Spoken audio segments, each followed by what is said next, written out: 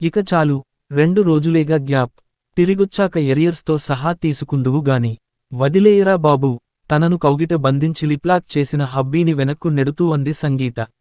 ఈ హనీ చెర్రీలు నా ఫేవరెట్ అంటూ సంగీత రోజారంగు పెదాలను తన చూపుడు వ్రేలితో తాకి, నువ్వు నా హనీబీ విసంగు అంటూ సతీష్ సంగీతను దగ్గరకు లాక్కున్నాడు. ఓహో, ముందు ఇంటి నుండి చెక్అవుట్ అవ్వరా బాబూ, లేదంటే ఫ్లైట్ చెకిన్ టైం అయిపోతుంది అంటూ బలవంతంగా సంతోష్ నుంచి విడిపించుకుంది సంగీత. నిన్ను వదలి నేను పోలేనులే అన్నట్టు సతీష్ దీనంగా చూస్తుంటే జగమంత జాలేసి తనే అతన్ని దగ్గరకు తీసుకుని జూజిప్స్ పెదాలను తన మునిపంట నొక్కిపట్టి, ఇది నీ హనీబీ కాటు. ఘాటుగా ఉంది కదూ అంటూ సతీష్ కళ్లలోకి మైకంగా చూసింది సంగీత. థాంక్యూ, ఐ లవ్ ఇట్, ఇదే నేను కోరుకున్నది అంటూ సంగీత ఒళ్లంతా తడిమి, ఇది నా సెక్యూరిటీ చెక్. నా ఆస్తులన్నీ నీ దగ్గర వదిలి వెళుతున్నాను. నేను తిరిగొచ్చేంతవరకు భద్రంగా చూసుకో, వచ్చాక నాకు తిరిగి అప్పచెప్పాలి అంటూ ఓ కుంటె నవ్వు నవ్వి బయట్కొచ్చి కారెక్కాడు సతీష్. దొంగ రాస్కెల్, తిరిగొచ్చాక నీ పని పట్టా అనుకుని నవ్వుకుంది సంగీత.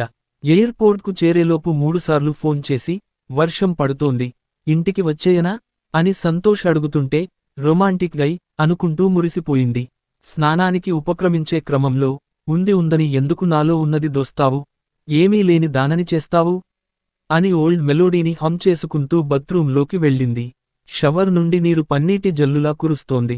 అభిషేకం చేస్తున్నట్లుగా శిరస్సు మీద నుంచి జారిపడుతూ నిమ్నోతాలను దాటుకుంటూ పాదాల చెంతకు చేరే క్రమంలో తనువులోని అణువణువును ఆత్మీయనేస్తంలా పలకరించి పరవశింపచేస్తోంటే ఒళ్లంతా త్రిల్లింతకు లోనై, ఆహా ఏమి హాయిలే ఇలా అనుకుంటూ సంగీత తన్మయత్వం చెందుకున్న తరుణంలో బెడ్రూంలో మొబైల్ రింగ్ అవుతోంది.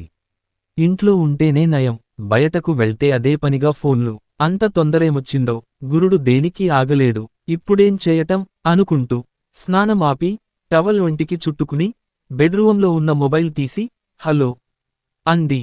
హాయ్ సంగు, ఎయిర్పోర్ట్ నుంచి చెక్-ఇన్ అయ్యాను, బోర్డింగ్ ఇంకా కాలేదు, వాతావరణం బాగోలేదట, ఈ గాలివానలో వెళ్తే పైన ఫ్లైటు లోన ప్రయాణికులు తడిసి ముద్దవుతారట, గొడుగుల కోసం మార్కెట్కి పంపించారట, ఈలోగా విహంగం ఎప్పుడు ఎగిరేనో, ఇక వెళ్ళినట్లే, ఇదంతా ఎందుక్కాని, నువ్వు ఓ అను వచ్చేస్తా, ఇద్దరం కలిసి వర్షంలో తడుస్తూ బీచ్ రోడ్డులో చెట్టాపట్టాలేసుకుని ముద్దుల్లో తడిసి ముద్దవుదాం, సరేనా అన్నాడు సతీష్.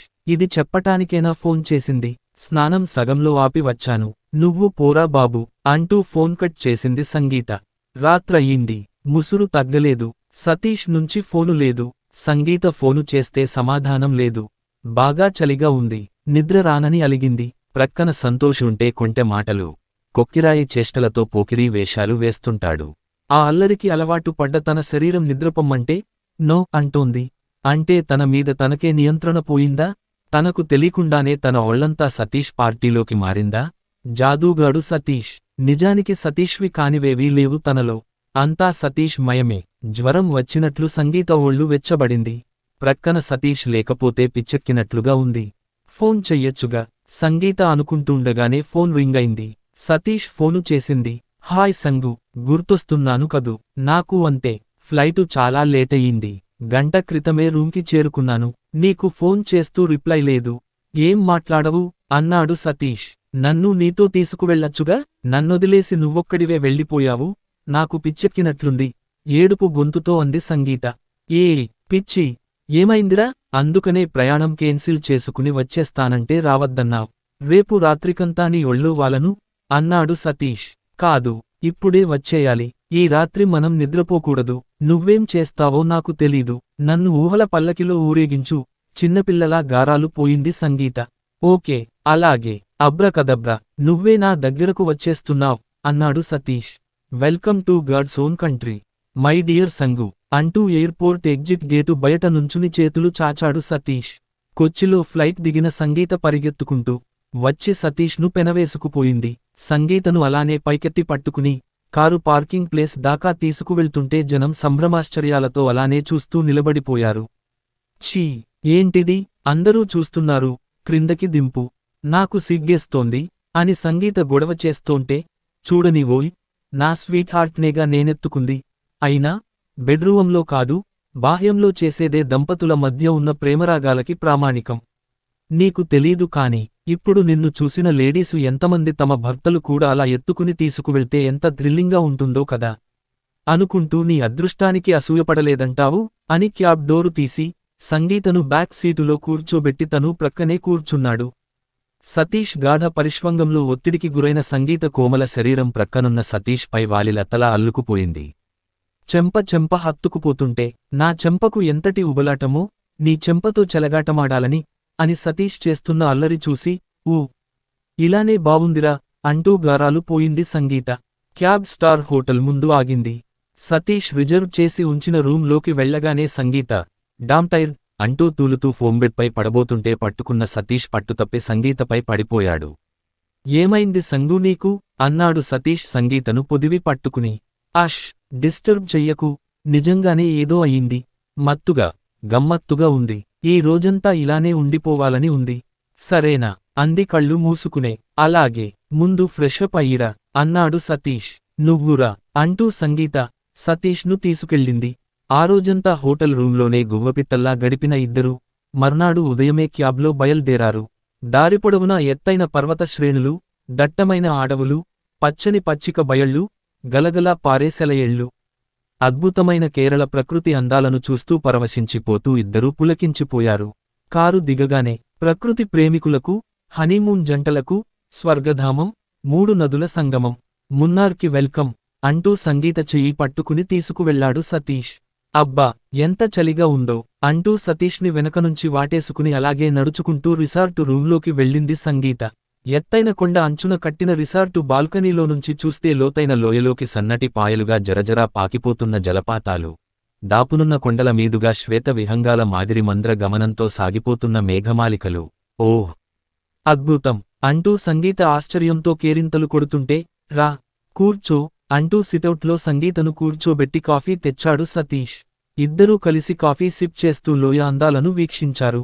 రిసార్టు బయట అనడిచి వెళ్తుంటే ఒక ప్రక్క ఏటవాలుగా ఉన్న కొండలపై ఆకుపచ్చటి తివాచీ పరిచినట్లు మళ్ళుమళ్ళుగా కనుచూపు మేర విస్తరించి ఉన్న తేయాకు తోటలు, మరో పక్క అంబరాన్ని అంటుతున్నట్లున్న పొడవాటి జిగురు చెట్లు, వాటి మధ్య వయ్యారంగా విహరిస్తున్న రంగురంగుల పక్షులు చెట్టాపట్టాలేసుకుని కౌగిళ్లలో కరిగిపోతున్న కొత్త జంటలు, శృంగార వేడుకలు జరుపుకుంటున్నట్లు అంతటా సందడే సందడి. సతీష్, సంగీత లవ్బర్డ్స్లా ఒకరిలో ఒకరు ఒదిగిపోతూ ఆ ప్రకృతి రమణీయతను కెమెరాలో బంధించారు.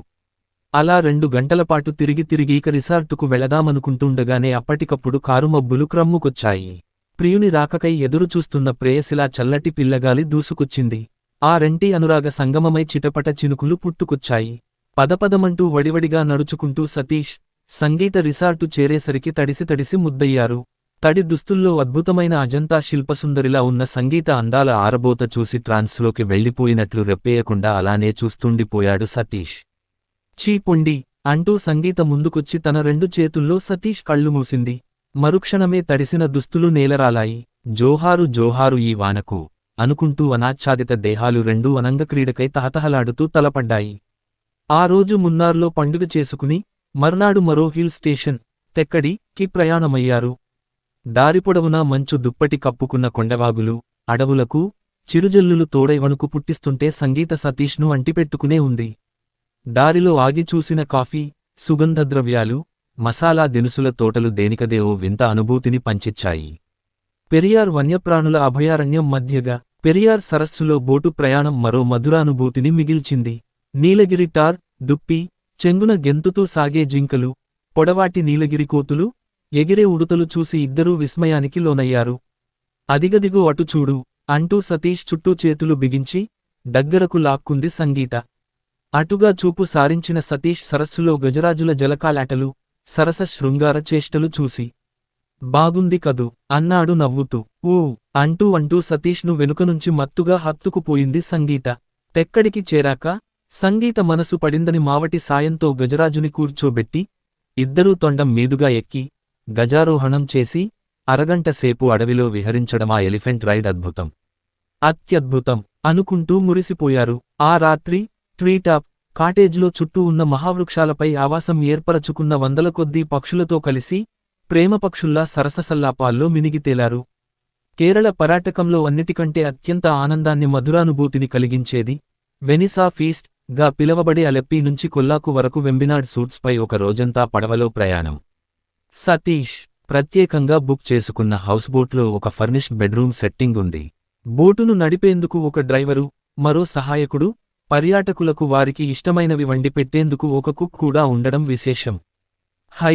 హైలెస్స హంస కదానా పడవ ఉయ్యాలలూగినది అంటూ సరస్సులో రాజహంసలా టీవీగా సాగిపోతున్న హౌస్బోట్లో ప్రయాణం సతీష్, సంగీతలకు జీవితంలో ఓ మరుపురాని, మధురమైన అనుభవం.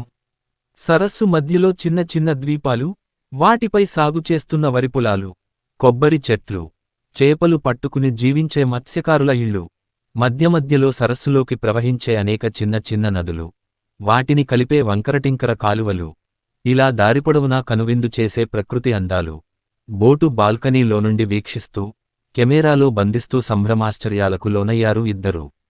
తమకు ఇష్టమైన వంటకాలు బోటులోనే చెప్పి చేయించుకుని తింటూ, వారి రుచి మొగ్గులకు సరికొత్త రుచులు పరిచయం చేశారు. రాత్రి భోజనానంతరం బెడ్రూంలో సంతోష్ సరసన చేరిన సంగీత, గ్రేట్, ఊహల పల్లకిలో ఊరేగించమంటే నిజంగానే పల్లకిలో ఊరేగించావు అంది మైకంగా సతీష్ కళ్లలోకి చూస్తూ. నువ్వు ఆ రోజు రాత్రి ఫోనులో మాట్లాడే ముందే నాకు మెసేజ్ వచ్చింది. మా కంపెనీ చైర్మన్ ప్రోగ్రాం కేన్సిల్ అయ్యిందని, బోర్డ్ మీటింగ్ వచ్చే నెలకు వాయిదా పడిందని.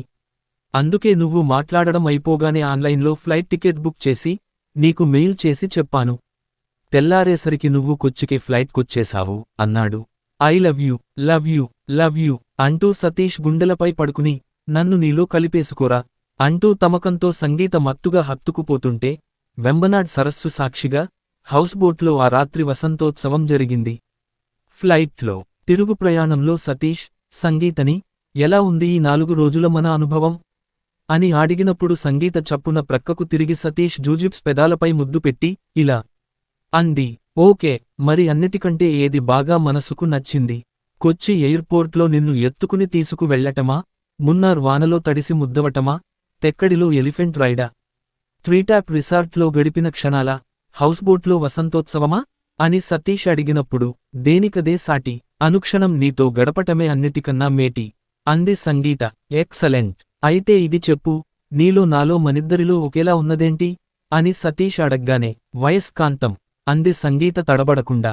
అంతే, ఆ సమాధానానికి ఫిదా అయిపోయిన సతీష్, అంతకు ముందు సంగీత ఇచ్చిన ముద్దు తిరిగిచ్చేశాడు. అప్పుడే అటుగా వచ్చిన ఎయిర్ హోస్టేస్ అది చూసి గుంభనంగా నవ్వుకుంది. 3 నెలలు గడిచాయి. సంగీతకు ఇప్పుడు 3వ నెల. అమ్మాయే పుడుతుంది. అచ్చం అమ్మలానే ఉంటుంది. పేరు మున్నా అన్నాడు సతీష్. కాదు, అబ్బాయే పుడతాడు. అచ్చం నాన్నలాగానే ఉంటాడు. పేరు మున్నార్ అంది సంగీత. చూద్దాం అనుకుని ఇద్దరూ నవ్వుకున్నారు. అలవాటు ప్రకారం సతీష్ సంగీతను ఎత్తుకోబోతే, ఇక నన్ను కాదు, 6 నెల్లు ఆగితే పాపాయిని ఎత్తుకుందురుగాని అని సంగీత సతీష్ సరసన చేరింది.